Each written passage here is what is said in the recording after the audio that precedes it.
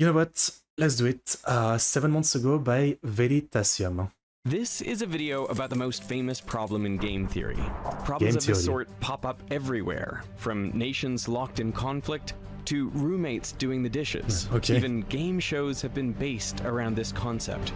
Figuring out the best strategy can mean the difference between life and death, war and peace, True. flourishing and the destruction of the planet. And in the mechanics of this game, we may find the very source Hello, of one of the most Kiana. unexpected phenomena in nature: cooperation. Cooperation. The Prisoner's Dilemma. On the 3rd of September 1949, an American weather monitoring plane collected air samples over Japan. In those samples, they found traces of radioactive I material. wonder why. The Navy quickly collected and tested rainwater samples from their ships and bases all over the world.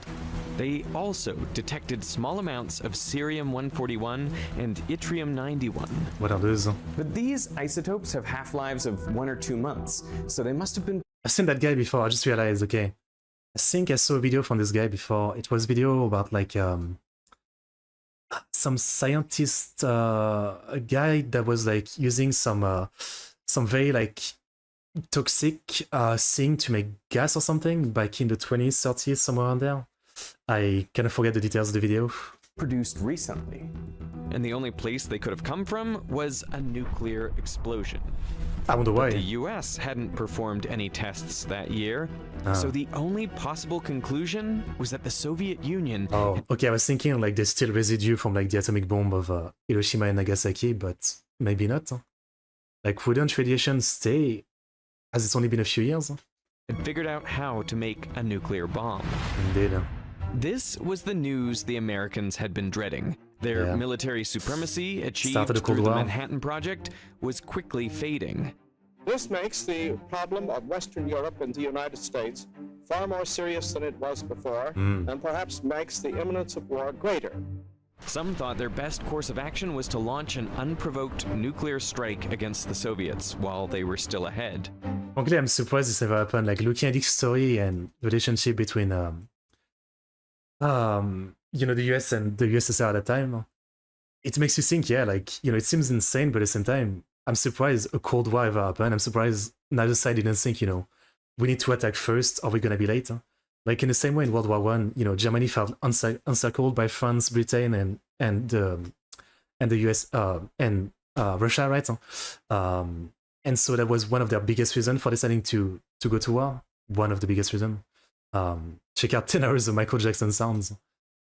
I mean, I would check it out, but I don't have 10 hours, but that sounds like a good time. In the words of Navy Secretary Matthews, to become aggressors for peace. That sounds insane to John say. von Neumann, the founder of game theory, said, "If you Game say, theory? why not bomb them tomorrow? I say, why not bomb them today? If you say today at 5 o'clock, I say, why not at 1 o'clock? Oh my god. I get the point on paper, like, when you're so scared of someone else is gonna do it first, I guess I'll do it first.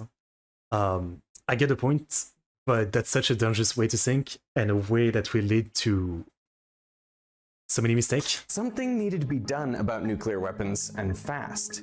But what? In 1950, the RAND Corporation, a US-based think tank, was studying this question. And as part of this research, they turned to game theory. Game theory. That same year, 2 mathematicians at RAND had invented a new game, one which, unbeknownst to them at the time, closely resembled the US-Soviet conflict. This game is now known as the prisoner's dilemma. Okay. So let's play a game. Are you A jigsaw? banker with a chest full of gold coins invites you and another player to play against each other. You each get 2 choices. You can cooperate or you can defect. If you both cooperate, you each get 3 coins. If one of you cooperates but the other defects, then the one who defected gets 5 coins and the other gets nothing. And if you both defect, then you each get a coin. Okay. The goal of the game is simple: to get as many coins as you can. So it's some kind of rock, paper, scissors? So, what would you do? Suppose your opponent cooperates, then you could also cooperate and get 3. Yeah, but if you want to win, you can't cooperate, right? Like, getting the same amount of points, I mean, I guess you get some... Oh, okay, I get the point. I get the point. It's about, like, are you trying to, like, win or you know, even though you get a little bit less, isn't it more interesting and maybe better overall to like cooperate? You both get something, and no one has to lose. I get it. Defect all the time. Coins. Or you could defect and get 5 coins instead. So you are better off defecting. Cooperate. But what if your opponent defects instead? Collect as many. Well, you could cooperate and get no coins, or you could defect and at least get 1 coin. So no matter what your opponent does, your best option is always to defect. Now, if your opponent is also rational, they will reach the same conclusion and therefore also defect. Mind game. As a result, when you both act rationally, you both end up in the suboptimal situation, getting 1 coin each, when you could have gotten 3 instead. Yeah. In the case of the US and Soviet Union, this led both countries to develop huge nuclear arsenals of tens of thousands of nuclear weapons each, more than enough to destroy each other many times over. But since both countries had nukes, neither could use them. And both countries spent around $10 trillion developing these weapons. Both would have been better off if they had cooperated and agreed not to develop this technology further. But since they both acted in their own best interest, they ended up in a situation where everyone was worse off. The Prisoner's Dilemma is one of the most famous games in game theory. Thousands and thousands of papers have been published on versions of this game. No, in part, that's because it pops before. up everywhere. I guess I didn't hear of it living in directly. between African woodlands and savannas are prone to catching ticks, which can lead to infectious diseases, And the birds cooperate by eating the ticks. paralysis, even death. So it's important for impalas to remove ticks, and they do this by grooming. But they can't reach all the spots on their bodies, and therefore they need another impala to groom them. Now, grooming someone else comes at a cost. It costs saliva, electrolytes, time, and attention, all vital resources under the hot African. Game theory? I mean, I'm not sure yet. I don't think he has explained the concept fully. Except if it's just the prisoner's dilemma. African sun, where a predator could strike at any moment. So for the other impala, it would be best not to pay this cost. But then again, it too will need help grooming. So all impalas face a choice. Should they groom each other or not? In other words, should they cooperate or defect? Well, if they only interact once, then the rational solution is always to defect. That other impala is never going to help you, so why bother? Yeah. But the thing about a lot of problems is that they're not a single prisoner's dilemma. Impalas see each other day after day, and the same situation keeps happening over and over again. Yeah. So that changes the problem. Because instead of playing the prisoner's dilemma just once, you're now playing it many, many times. And if I defect now, then my opponent will know that I defected, and they can use that against me in the future. So what is the best strategy in this repeated game? Cooperation then. The tournament. That is what Robert Axelrod, a political scientist, wanted to find out. So in Political 1980, scientist. he decided to hold a computer tournament. He invited some of the world's leading game theorists from many different subjects to submit computer programs that would play each other. Axelrod called these programs strategies. Each strategy would face off against every other strategy and against a copy of itself. And each matchup would go for 200 rounds. That's important, and we'll come back to it. Now, Axelrod used points instead of coins, but the payoffs were the same. The goal of the tournament was to win as many points as possible. And in the end, the whole tournament was repeated 5 times over to ensure the success was robust and not just a fluke. Fair enough. Axelrod gave an example of a simple strategy. It would start each game by cooperating and only defect after its opponent had defected twice in a row. In total, Axelrod received 14 strategies, and he added a 15th called random, which just randomly cooperates or defects 50% of the time. Not disc, there. Cards, I don't know. All strategies were loaded onto a single computer where they faced off against each other. One of the strategies was called Friedman. It starts off by cooperating, but if its opponent defects just once, it will keep defecting for the remainder of the game. Another strategy was called Joss. It also starts by cooperating, but then it just copies what the other player did on the last move. Then around 10% of the time, Joss gets sneaky and defects. There was also a rather elaborate strategy called Grass Camp. This strategy works the same as Joss, but instead of defecting probabilistically, Grass Camp defects in the 50th round to try and probe the strategy of its opponent and see if it can take advantage of any weaknesses. Okay. The most elaborate strategy was Name Withheld, with 77 lines of code.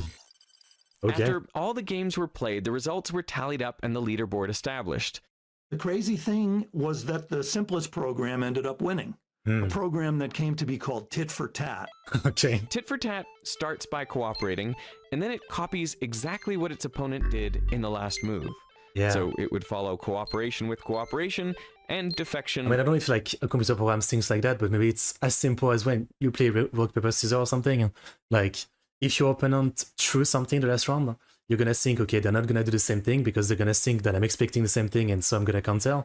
So you're gonna throw the same as them to counter, you know what I mean? Like that kind of logic. With defection, but only once. If its opponent goes back to cooperating, so does Tit for Tat. Okay. When Tit for Tat played against Friedman, both started by cooperating and they kept cooperating, both ending up with perfect scores for complete cooperation. Perfect. When Tit for Tat played against Joss, they too started by cooperating, but then on the 6th move, Joss defected. This sparked a series of back and forth defections, a sort of echo effect. Okay, so now you've got this alternating thing, which will remind you of some of the politics of the world today, where we have to do something to you because of what you did to us. Yeah. And then when this weird program throws in a second unprovoked defection, now it's really bad, because now both programs are going to defect on each other. If you get ahead in the first few turns, you could hold the lead, right? Yeah, I guess so, yeah. Yeah. I mean, you just act like you're cooperating for a while and then you just keep defecting. And if you win that first defection and you keep defecting, then it should work out. The game. And that's also like some of the things that we're seeing in politics today and in international relations. As a result of these mutual retaliations, both Tit for Tat and Joss did poorly. But because Tit for Tat managed to cooperate with enough other strategies, it still won the tournament. We're being joined. Hey, my God, there's Professor Axelrod. Hey! Whoa, what a treat this is. And I imagine initially it'd be sort of like computer chess, Professor Emeritus. What does that mean? where you need a pretty complicated program to play a sophisticated game. But in fact, it was not like that at all. It was the simplest strategy that did the best. So I analyzed how that happened. Axelrod found that all the best performing strategies, including Tit for Tat, shared 4 qualities. Okay. First, they were all nice, which just means they are not the first to defect. I see. So Tit for Tat is a nice strategy. It can defect, but only in retaliation. Yeah. The opposite of nice is nasty. That's a strategy that defects first. Yeah. So Joss is nasty. Fair. Out of the 15 strategies in the tournament, 8 were nice and 7 nasty. I would have think nasty is number 1, or wins the most. Top 8 strategies were all nice. And even the worst performing nice strategy still far outscored the best performing nasty one. The second important quality was being forgiving. A forgiving strategy is one that can retaliate, but it doesn't hold a grudge. So Tit for Tat is a forgiving strategy. I see. It retaliates when its opponent defects, but it doesn't let defections from before the last round influence its current decisions. So don't hold a grudge. I mean, it's insane how this is giving so many good life lessons. Friedman, on the other hand, is maximally unforgiving. After the first defection, just from the opponent would defect for the rest of the game. Okay, that's it. No mercy. Yeah. And that might feel good to do, but it doesn't end up working out well in the long run. I see. So I was wrong about This that. conclusion that it pays to be nice and forgiving came as a shock to the experts. Many had tried to be tricky and create subtle, nasty strategies to beat their opponent and eke out an advantage. Yeah. But they all failed. Instead, in this tournament, nice guys finished first. Wow. Now, tit for tat is quite What a forgiving, surprise. but it's possible to be even more forgiving. Axelrod's sample strategy only defects after its opponent defected twice in a row. It was tit for two tats. Still win. Now, that might sound overly generous, but when Axelrod ran the numbers, he found that if anyone had submitted the sample strategy, they would have won the tournament. Okay. That's... okay. And it's so clever. There's so many layers to this story. After Axelrod published his analysis of what happened, or circulated it among these game theorists, he said, now that we all know what worked well, let's try again. So he announced a second tournament where everything would be the same except for one change, the number of rounds per game. Oh. See, in the first tournament, each game lasted precisely 200 rounds. And that is important, because if you know when the last round is, then there's no reason to cooperate in that round, so you're better off defecting. Of course, your opponent should reason the same, and so they should also defect in the last round. But if you both anticipate defection in the last round, then there's no reason for you to cooperate in the second to last round, or the round before that, or before that, and so on all the way to the very first round. And so in Axelrod's tournament, it was a very important thing that the players didn't know exactly how long they were going to be playing. They knew on average it would be 200 rounds, but there was a random number generator that prevented them from knowing with certainty. Yeah, if you're not sure when it ends, then you have to kind of keep cooperating because it might keep going and you might need them on your side. Yeah. Yeah. For this second tournament, Axelrod received 62 entries and again added random. The contestants had gotten the results and analysis from the first tournament and could use this information to their advantage. This created two camps. Some thought that clearly being nice and forgiving were winning qualities, so they submitted nice and forgiving strategies. One even submitted tit for two tats. The second camp anticipated that others would be nice and extra forgiving, and therefore they submitted nasty strategies to try to take advantage of those that were extra forgiving. I was going to say, maybe this time the nasty will win, because they can clearly counter the nice because they've learned from the previous thing, right? And the nice, does have an extra advantage. They're just going to do the same thing, while the nasty can keep evolving to just adjust to the nice. One such strategy was called Tester. It would defect on the first move to see how its opponent reacted. If it retaliated, Tester would apologize and play tit for tat for the remainder of the game. If it didn't retaliate, Tester would defect every other move after that. But again, being nasty didn't pay. And once again, tit for tat. Damn, I can't believe it. You'd think now that they know how nice work, with nastiness, there's such a way to like counter it, but I guess not. Was the most effective. Nice strategies, again, did much better. In the top 15, only one was not nice. Similarly, in the bottom 15, only one was not nasty. I mean, I would say, like, the biggest thing to say with this is, like, this is pretty interesting point, but humans are so much more complicated than this, very limited line of codes, computer program, right? And so while the point stands, it's much more like complicated than this, right? After the second tournament, Axelrod identified the other qualities that distinguish the better performing strategies. The third is being retaliatory, which means if your opponent defects, strike back immediately. Don't be a pushover. Always cooperate is a total pushover, and so it's very easy to take advantage of. Tit for tat, on the other hand, is very hard to take advantage of. The last quality that Axelrod identified is being clear.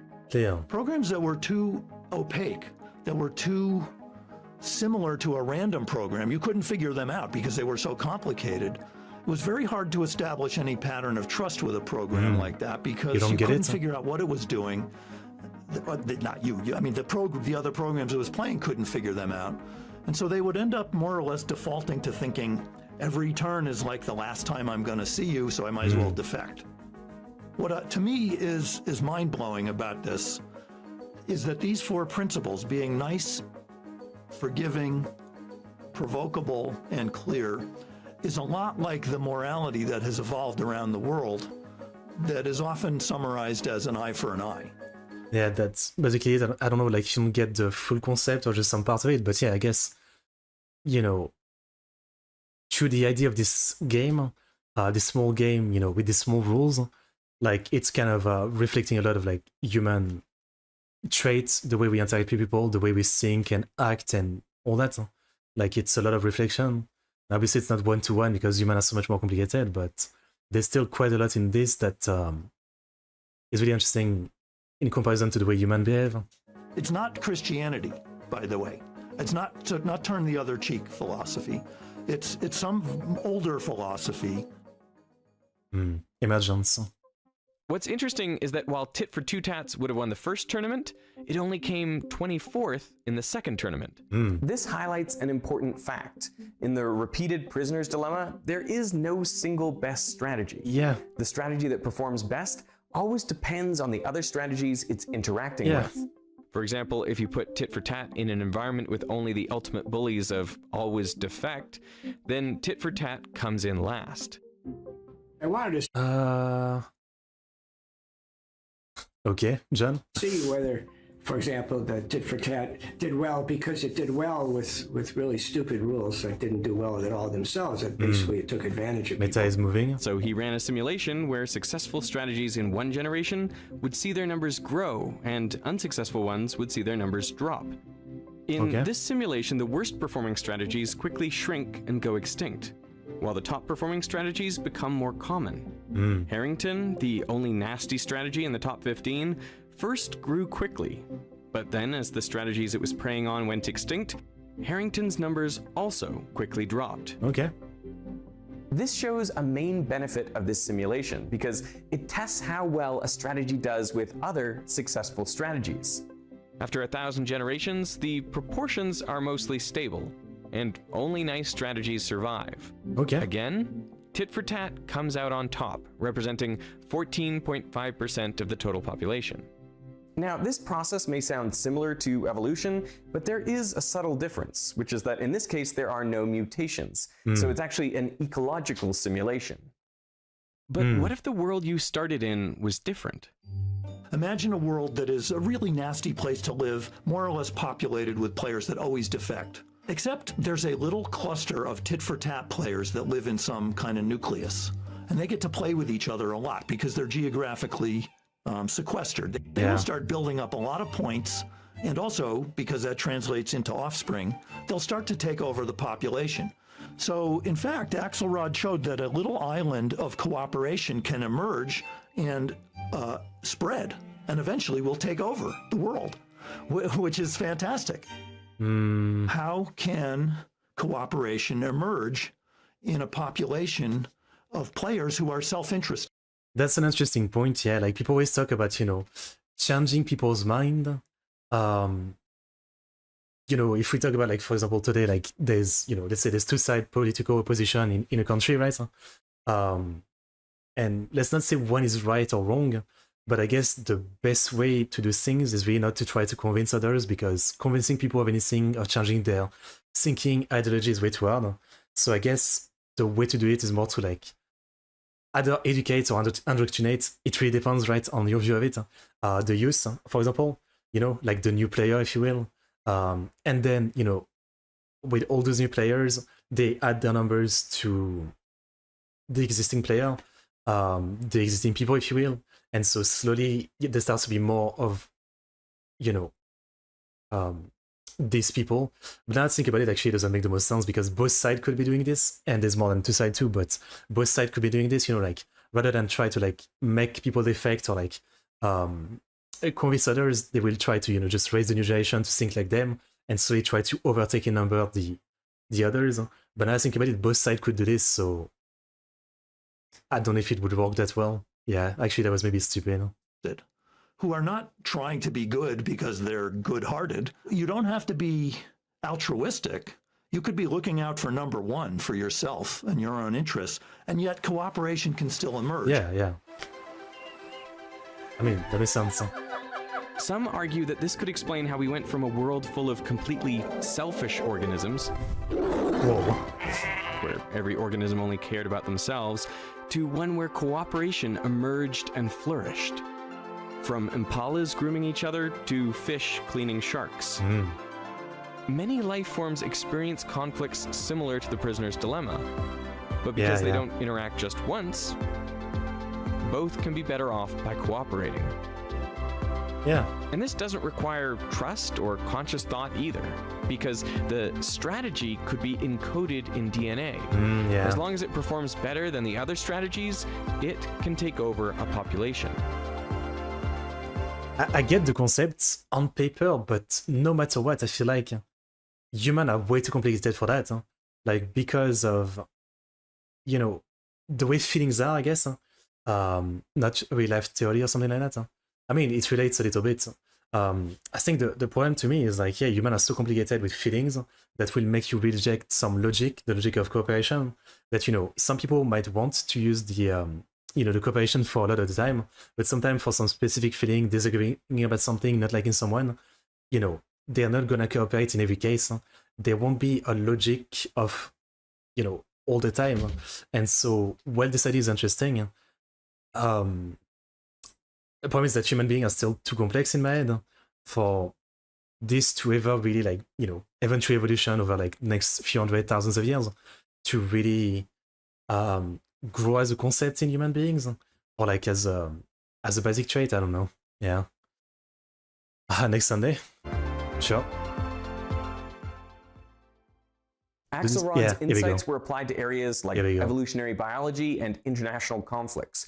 But there was one aspect that his original tournaments didn't cover. What happens if there is a little bit of random error in the game? Some noise in the system. For example, one player tries to cooperate, but it comes across as a defection. Little errors like this happen in the real world all the time. Like in 1983, the Soviet satellite-based early warning system detected the launch of an intercontinental ballistic missile from the US. But the US hadn't launched anything. The Soviet system had confused sunlight reflecting off high-altitude clouds with a ballistic missile. Thankfully, Stanislav Petrov, the Soviet officer on duty, dismissed the alarm. But this example shows the potential costs of a signal error and the importance of studying the effects of noise on those strategies. The word game sounds like it's a children's game, or, you know, there's something a misnomer maybe in calling it game theory. Yeah. Because these are life and death matters, obviously. And as you mentioned that this came up in the Cold War, I mean, it could actually be life and death of the whole planet. We could annihilate human civilization. So these are not games in any kind of trivial sense. It's just the term that is used by mathematicians and theorists. When tit for tat plays against itself in a noisy environment, both start off by cooperating. Okay. But if a single cooperation is perceived as a defection, then the other tit for tat retaliates, and it sets off a chain of alternating retaliations. And if another cooperation is perceived as a defection, then the rest of the game is constant mutual defection. So as soon as trust is Therefore, broken, in the long run, both would only get a third of the points they would get in a perfect environment.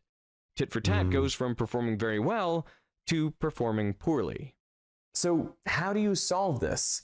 Well, you need a reliable way to break out of these echo effects. And one way to do this is by playing tit for tat, but with around 10% more forgiveness. Okay. So instead of retaliating after every defection, you only retaliate around 9 out of every 10 times. This helps you break out of those echoes while still being retaliatory enough to not be taken advantage of. So give one more chance. And so we also ran the tournament with noise and generosity.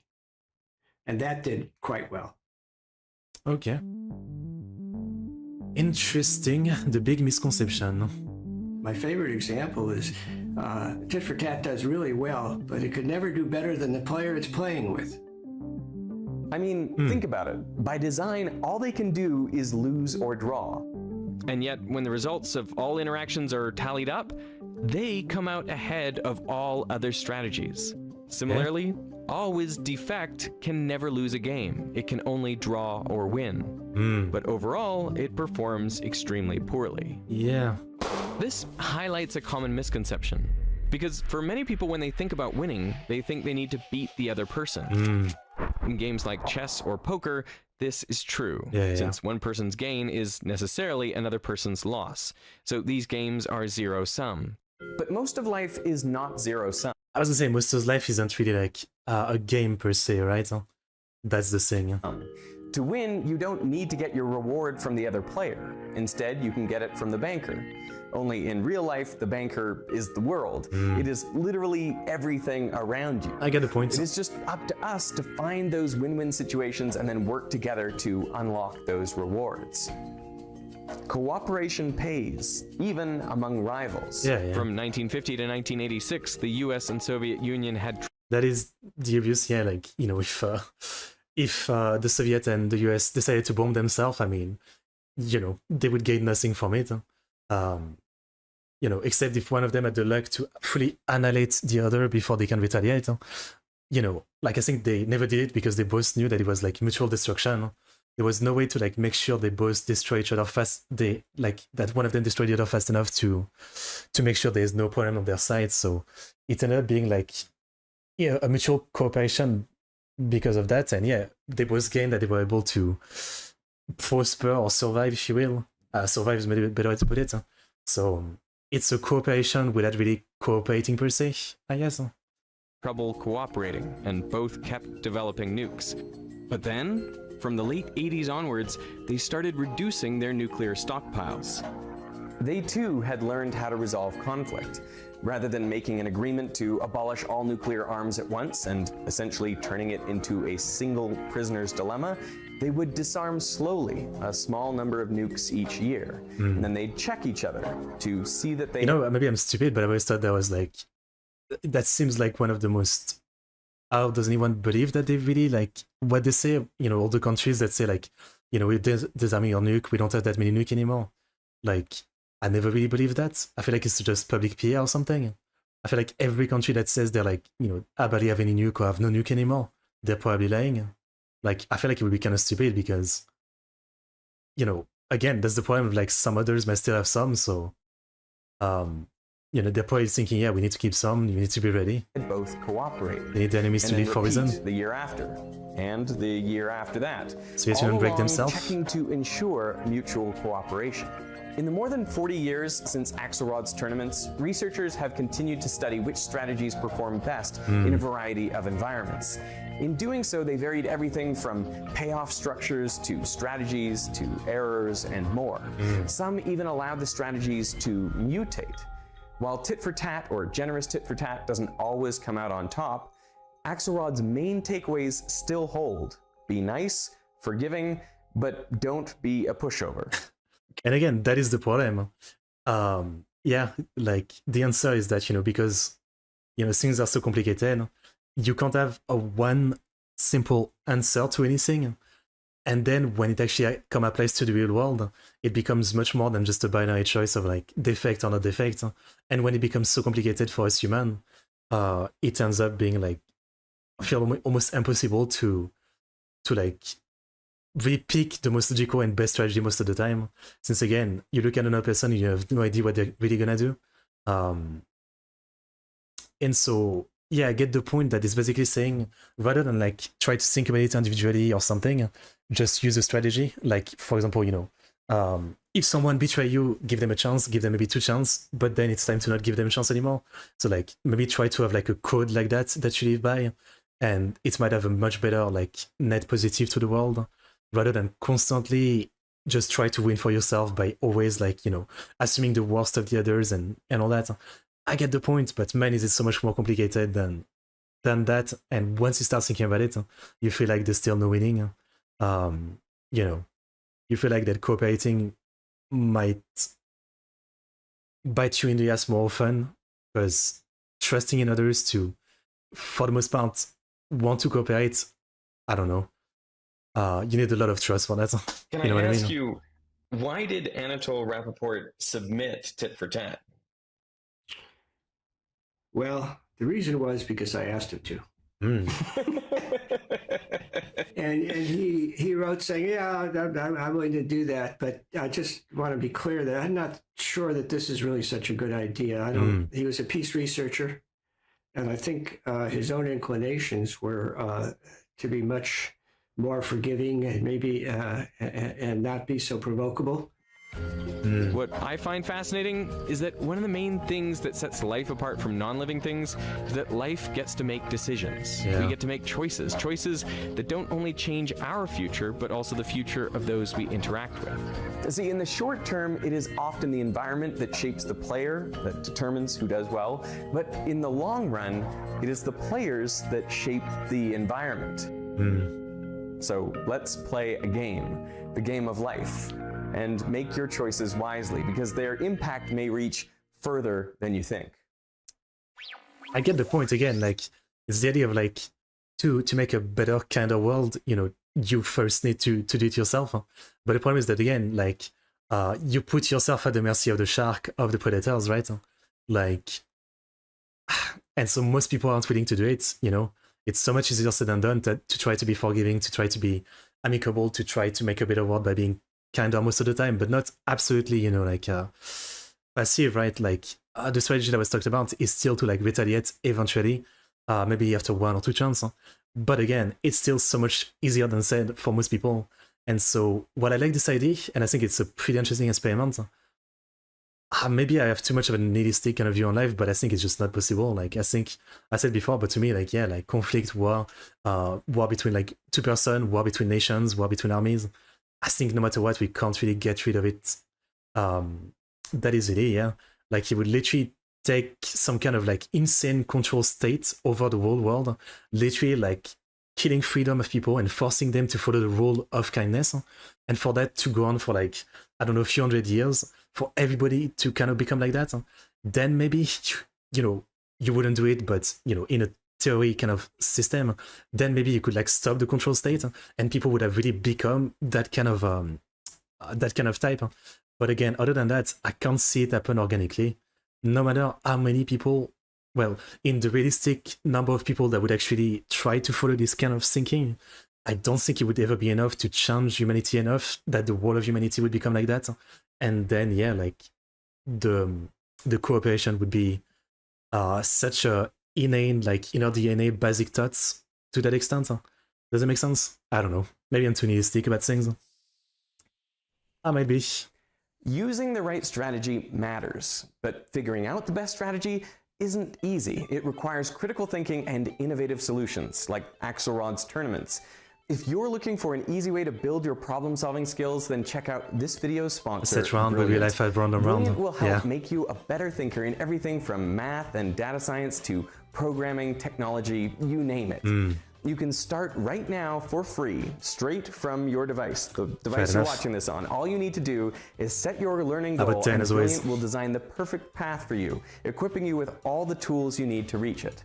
Did you like today's insights from game theory? Then Brilliant's brand new course, Intro to Probability, is the perfect next step. 1 round when you open on the face. Probability is your gateway to mastering the tools of chance, risk, and prediction. You will learn how to... That's really the thing, yeah, again, like, the more you think about it, the more you think, you know, outside of like moral superiority, you would, even though the results seem to show otherwise, you can't help but think that you're gonna lose more if you're being like nice all the time. Like in a human interaction, yeah, like, you know, they're not gonna keep playing you. So if you be too nice and they scammed you like 2 times, it's already too late. Like there won't be a continuation where like, you know, your kindness will pay off and they'll start cooperating against something. Like sometimes it might be, you know, but a lot of the time you're basically just becoming like a ship for the predators, and a lot of the time it sounds like you're gonna lose more than you win by being so kind. But at the same time, you know, for some people the moral victory, in a sense, of knowing that, you know, they were being kind, I guess outweigh whatever loss, you know, be it in being scammed, in conversation, in kindness they gain. You know, they feel like the moral victory might have been worth it. I don't know. It's super complicated. Construct and analyze models of real-world situations, from electrons and business decisions all the way to the 2023. Alright, obviously.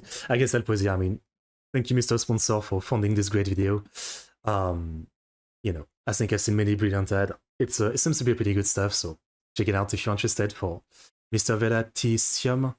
Okay, that was pretty good. That was pretty good. I think what's really interesting is that, yeah, like, you know, something like that makes you think, but it clearly isn't much of a answer per se to the problem of humanity, life, and the conflict between people, nation, armies, ideology, religion, etc., right? It never is that simple, but it is still a very interesting study. And yeah. I mean, again, if things were that simple, like, again, it is that simple. Well, I guess the point is it is that simple. If everybody, theoretically, if everybody just accepted that type of thinking, so let's say, someone wrongs you once, okay, that's pretty bad, but give them another chance. And if they wrong you twice, then you stop being nice. If everybody, went into it like that by, I'm gonna be kind no matter what at first, even if I have like misgiving, if I have things I'm thinking about, and all that, I'm still gonna try to be nice. Countering maybe my instinct. If everybody like adopted that, sure, it would work. But the problem is that, again, yeah, like, majority of people would not do that, would not even attempt to do that. And so the one who would do it would be in an eternal disadvantage.